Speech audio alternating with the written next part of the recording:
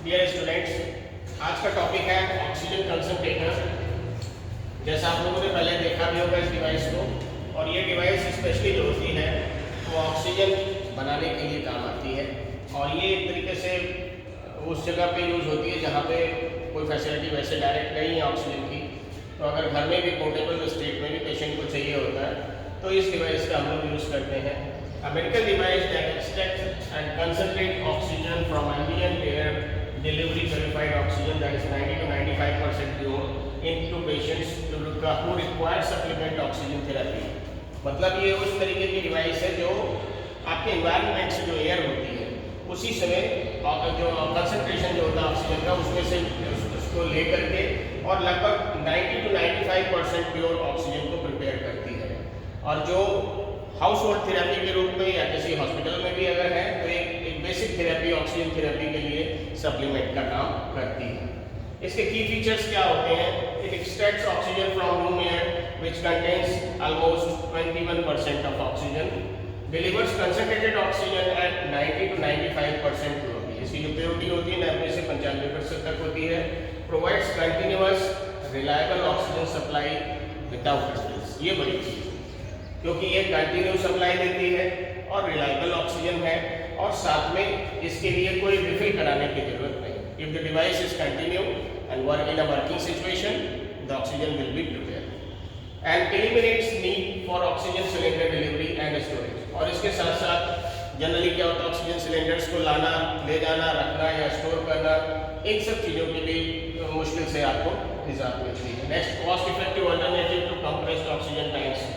Oxygen के जो tanks होते हैं कंप्रेस्ड ऑक्सीजन टैंक्स के, उससे ये काफ़ी कॉस्ट इफेक्टिव होती है, लंबे समय तक यूज़ हो सकती है और साथ में कहीं पे भी इसको आप यूज़ कर सकते हैं। ये भी एक अच्छी बात है। How an oxygen concentrator works. पहला point, air intake. Ambient air is drawn in through filters. बाहर से जो एनवायरनमेंट की हवा है उसको अंदर लेते हैं, उसको फिल्टर करती है। फिर नेक्स्ट स्टेज होती है कंप्रेशन की। Air is compressed by internal compressors. Internal compressor से उस एयर को कंप्रेस किया जाता है।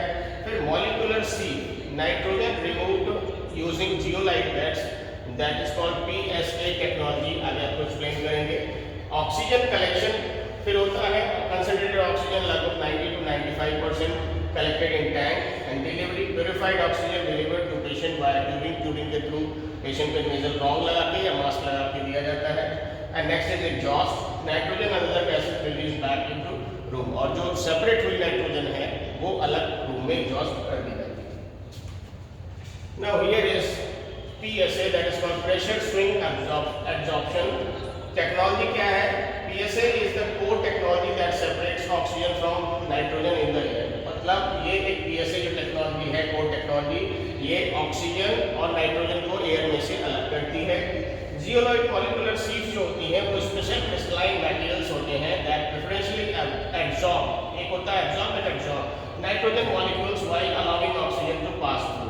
फिर टू बेड सिस्टम जो होता है इसमें, पहला जो होता है it absorbs nitrogen high pressure पे, व्हाइल बेड टू जो होता है वो रिलीज करता है। Beds alternate every few seconds for continuous oxygen production, और उसके रिजल्ट में 90 से 95% प्योर ऑक्सीजन विदाउट इंटरप्शन आपको ऑक्सीजन अवेलेबल हो जाती है। जनरली क्या रोल है इनके टाइप्स ऑफ ऑक्सीजन कंसंट्रेटर में? दो तरीके से होते हैं, एक होम या स्टेशनरी और दूसरे पोर्टेबल। जो ये बड़ी यूनिट होती है 15 से 30 किलोग्राम की लगभग होती है। इसका हायर फ्लो रेट होता है, दैट इज 5 to 10 लीटर्स पर minute and this is continuous flow delivery, plugs into electrical outlet, और फिर ideal for home based therapy and more affordable for long term use. लंबे समय के लिए अगर इस्तेमाल करना है तो ये काफ़ी बेहतर साबित होती है। Next is portable. Its light weight is 2 to 10 kg, 2 से 10 किलो वजन होता है। बैटरी पावर्ड ऑपरेशन होते हैं इसके थ्रू। पल्स डोज और कंटिन्यूअस फ्लो मिलता है इसमें। लोअर फ्लो रेट, इसका जो फ्लो रेट है ये ज़्यादा है, इसका कम होता है 1 to 3 लीटर पर minute. Allows patient mobility and higher initial cost. अब सवाल ये है कि अगर कोई पेशेंट ट्रांसपोर्ट हो रहा है तो उसको पोर्टेबल ऑक्सीजन की मतलब इस तरीके से लीटर की ऑक्सीजन की जरूरत है, तो ये मैक्सिमम 1 to 3 लीटर ही देता है। लेकिन अगर इससे अबव नीड है तो वो उतनी डेफिसिट हो जाएगी। तो फिर वहाँ पे या तो आपके पास इस तरीके की डिवाइस हो, नहीं तो फिर सिलेंडर्स अवेलेबल हो, वही इफेक्टिव होंगे। नहीं तो अगर इस पेशेंट का ऑक्सीजन लेवल डाउन होता चला जाएगा, सैचुरेशन फॉल करेगा।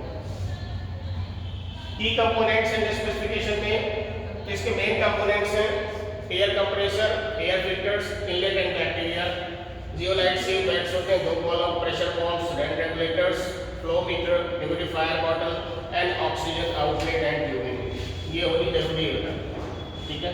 नेक्स्ट इज टेक्निकल स्पेसिफिकेशन में ऑक्सीजन प्योरिटी 90 से 95%, फ्लो रेट 0.5 से लेकर 10 लीटर, आउटलेट प्रेशर इसका 5 to 10 psi, ठीक है, प्रेशर स्क्वायर पर इंचेस होता है, power 200 to 600 watt, voltage 110 to 240 AC, noise level 40 to 60 dB means decibel and operating temperature is 5 to 40 degree centigrade, 5 degree से लेकर 40 डिग्री सेंटीग्रेड के बीच में अगर तापमान है तो मशीन व्यवस्थित तरीके से काम करती है। Next is clinical indications for use, कब इसको यूज करेंगे। क्रॉनिक ऑब्स्ट्रक्टिव पल्मोनरी डिजीज, जब भी सीओपीडी के केस हैं उसमें अक्सर रेगुलर डिमांड होती है ऑक्सीजन की लंबे समय तक, तो वैसे पेशेंट्स को रेगुलर आप 2 लीटर या 3 लीटर या 4 लीटर की रेट पे आप बहुत आराम से कंटिन्यूअस उसको चला सकते हैं और पेशेंट ईजिली बहुत अच्छे से उस पर मेंटेन भी करते हैं।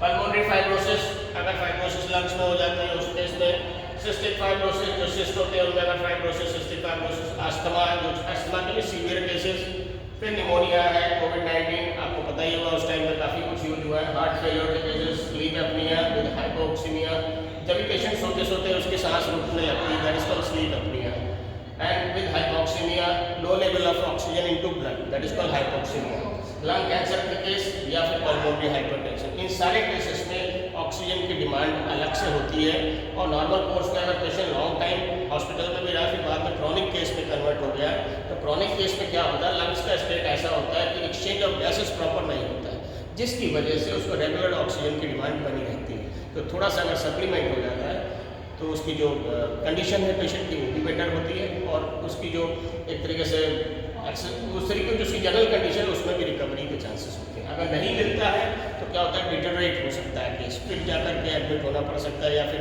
हायर डिमांड उसकी बन जाती है। तो अगर पहले ही सेफ साइड थोड़ा सा लेके चले तो उस स्टेज पे नहीं आएंगे। इसके बेनिफिट्स एंड एडवांटेजेस क्या है, कॉस्ट इफेक्टिव है, नो रिकरिंग सिलेंडर कॉस्ट और delivery fees, convenience, unlimited oxygen supply without refills, safety में no risk for running out और हाई प्रेशर के हैजार्ड्स, पोर्टेबिलिटी में portable models enable patient mobility and reliability में continuous operation with minimal maintenance और environmental में reduces medical waste from disposable tanks. Obviously इससे कोई भी एक तरीके से ऐसा स्टेट नहीं होता जो हैजार्ड इसमें पाए, ये ध्यान रखिए। Next is operation and usage guidelines.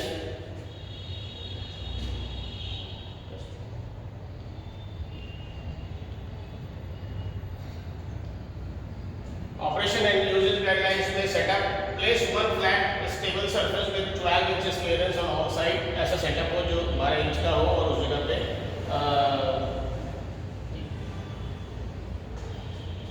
Next is ऐसी सरफेस हो जिसमें पूरा रख सके 12 इंच का। फिर ensure adequate ventilation and keep away from heat sources से दूर रखें और ऐसी जगह रखें जहाँ पे एडिक्वेट वेंटिलेशन हो, ठीक है। फिर स्टार्टिंग द डिवाइस में है correct power and nasal cannula oblique mask and set prescribed flow rate on flow meter, allow 10 to 20 minutes to reach optimal oxygen concentration. फिर ड्यूरिंग यूज क्या है, monitor alarm indications regularly, check oxygen tubing for kinks और obstruction, kink कहते हैं pipe का मुड़ जाने को या कोई रुकावट, use humidifier bottle to prevent nasal dryness if prescribed. Humidifier bottle use किया जाता है क्योंकि उसमें पानी में से जब होकर के ऑक्सीजन आती है तो ह्यूमिडिफाई हो जाती है, नमी युक्त होती है, तो वो ज़्यादा अच्छी और प्रभावी रहती है। Never adjust flow rate without physician approval, और कोई भी फ्लो रेट आपको एडजस्ट नहीं करना है अगर कोई फिजिशियन के बिना अप्रूवल पे ध्यान करें। Next is safety precautions and warnings में fire safety, no smoking near concentrator, keep away from open flames, avoid flammable materials, keep at least 5 feet from heat sources, oxygen support combustion, store away from cooking appliances. Electrical and general safety में use grounded electrical outlets, avoid extension cords if possible, keep device dry, no water contact, do not cover और obstruct vents, unplug during cleaning and have backup oxygen supply available. तो ये चीज़ें अगर है तो फिर हम बेहतर तरीके से चीज़ों को फॉलो कर सकते हैं। मेंटेनेंस एंड केयर में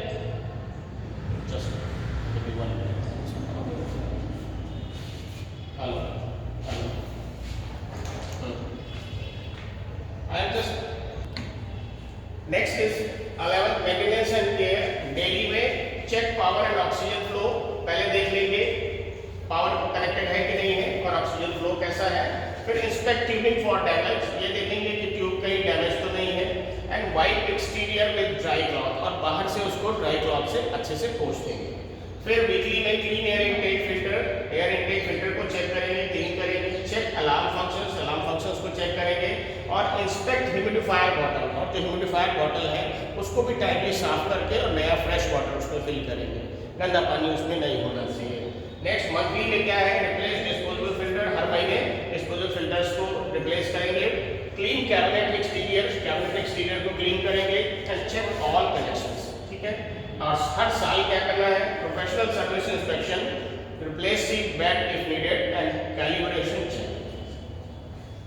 किसी भी डिवाइस का हर एक बार, साल भर में एक बार कैलिब्रेशन मस्ट होता है, क्योंकि अगर कैलिब्रेशन नहीं करते हैं तो कोई भी जो डिवाइस होती है सर्टेन टाइम बाद आपकी नॉन फंक्शनल हो सकती है या फंक्शनल हो सकती है। तो उस स्टेट में क्या होता है कि आपको सही से आउटकम उस डिवाइस का नहीं मिलेगा। फिर उससे क्या होगा, और कॉम्प्लिकेशंस बढ़ जाएंगे। फिर बाद में बायोमेडिकल इंजीनियर बुला के जब मैनेज करना होता है तो और भी कॉन्सिक्वेंसेस क्रिएट हो सकते हैं। तो फॉर सेफ्टी ये जरूर है कि एक साल में कैलिब्रेशन हो जाए। ट्रबल शूटिंग कॉमन इश्यूज में low power, low oxygen alarm, high pressure alarm, excessive noise, no oxygen flow and warm cabinet, ये 5-6 तरीके की जो है कॉमन इश्यूज क्रिएट होते हैं। अगर वो शो कर रहा है कि लो पावर, तो पहले check power cord, outlet and circuit breaker check करेंगे। अगर लो ऑक्सीजन अलार्म शो कर रहा है तो check flow rate setting, replace filters, service required, ठीक है। हाई प्रेशर अलार्म में चेक फॉर किंक्ड ट्यूबिंग और ब्लॉक्ड आउटपुट। अगर जब कभी भी प्रेशर हाई बताए तो ये देख लीजिएगा कि ट्यूब किंक तो नहीं, मुड़ी तो नहीं है, और साथ में ये आउटपुट ब्लॉक तो नहीं, जहाँ से निकलना है वो जगह बंद तो नहीं है। कभी कभी उसमें कोई गंदगी भर जाती है तो जिसकी वजह से निकलती नहीं, तो ये फिर हाई प्रेशर अलार्म करेगा। एक्सेसिव नॉइज में clean filters, check for loose parts, may need services. और लो ऑक्सीजन फ्लो में check tubing connections, verify flow meters again. And warm cabinet, अगर कैबिनेट वार्म हो रहा है, गर्म हो रहा है, तो एंश्योर एडिक्वेट वेंटिलेशन, उसको प्रॉपर एडिक्वेट वेंटिलेशन दीजिए ताकि खुली हवा में वहाँ पे हवा आती जाती रहे और थोड़ा सा अगर चले जाए तो अच्छा है। फिर साथ में क्लीन एयर वेंट्स उसको मिलने ही चाहिए, ठीक है। Next is oxygen concentrator versus oxygen cylinder, ये इंपॉर्टेंट है। ऑक्सीजन कंसंट्रेटर में अनलिमिटेड ऑक्सीजन सप्लाई मिलेगी, नो रिफिल्स और डिलीवरीज नीडेड, कोई आपको रिफिल नहीं कराना है, मंगाना नहीं है किसी से। लोअर लॉन्ग टर्म कॉस्ट, लंबे समय के लिए कॉस्ट इसकी लोअर साइड होती है। No risk of running out, इसके ये नहीं है कि सर्विस से बाहर हो गया, ऐसा नहीं है। रिक्वायर्स इलेक्ट्रिसिटी, अब ये इसका एक तरीके से जरूरत है। हायर इनिशियल कॉस्ट और not truly portable home units, ऐसा भी नहीं। फिर नेक्स्ट ऑक्सीजन सिलेंडर में क्या है, fully portable small tanks, no electricity required, higher purity 99%, और यहाँ पे जो प्योरिटी होती है वो 90 to 95% थी। लिमिटेड सप्लाई पर टैंक है, रेगुलर रिफिल्स, ऑब्लिक रिप्लेसमेंट है, हायर ऑनगोइंग कॉस्ट है और स्टोरेज एंड सेफ्टी कंसर्न। तो इसमें क्या है, अब ये क्राइटेरिया इस तरीके से सेट हो गया है कि जो अगर कम रेट पे किसी पेशेंट को ऑक्सीजन चाहिए तो बेस्ट ऑप्शन ये होता है अगर हाउस होल्ड में, ठीक है। लेकिन अगर हाई रेट पे चाहिए, मैक्सिमम कंसंट्रेशन के साथ चाहिए, तो फिर ये बस क्राइटेरिया क्लियर रखें, इतना ही हमको सेट करना है। फिर पेशेंट एजुकेशन कंप्लायंस में follow prescriptions, regular use, monitoring, backup plan, cleanliness, follow, lifestyle and travel, ये सारे एस्पेक्ट्स हैं पेशेंट को एजुकेशन देना और उससे रिलेटेड कंप्लायंसेस को जानकारी देना। पहला है follow prescriptions, use oxygen as prescribed, not more not less. Oxygen जितनी एडवाइस हो उतनी ही देनी है, ना ज़्यादा देनी है ना कम देनी है, पहली बात। नेक्स्ट इज ऑक्सीजन में क्या होता है बेटा, अगर ऑक्सीजन आप ज़्यादा दे देते हैं तो भी उसकी टॉक्सिसिटी होती है, ध्यान रखिए।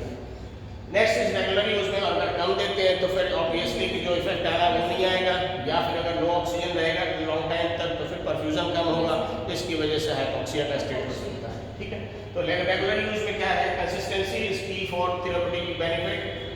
मॉनिटरिंग में वॉच फॉर सिम्टम इंप्रूवमेंट और वर्सनिंग, ये ध्यान रखेंगे कि सिम्टम पहले से बेहतर हो रहे हैं या खराब हो रहे हैं। बैकअप प्लान में have emergency oxygen supply available, मान लीजिए अगर रखा तो है कंसंट्रेटर आप चला रहे हैं, लेकिन इन केस कोई इमरजेंसी क्रिएट हो जाती है या लगता है डिमांड बढ़ गई है तो फिर आपको सिलेंडर भी बैकअप में रख लेना चाहिए। एटलीस्ट ऐसा बी टाइप सिलेंडर तो हो, कम से कम 2-4 घंटे आपका बैकअप चल जाए, तब तक आप उसको पेशेंट को ट्रांसपोर्ट कर लेना है।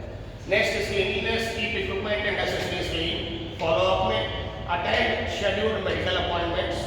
लाइफ स्टाइल में avoid smoking, maintain healthy habits, ये चीज़ नहीं होना है वहाँ पे, और हेल्दी हैबिट्स करनी है। और ट्रेवल के लिए plan ahead for oxygen needs when travelling, और आगे के लिए प्लान करें, अगर ऑक्सीजन की आपकी नीड है तो उसके हिसाब से प्लान करके चलें।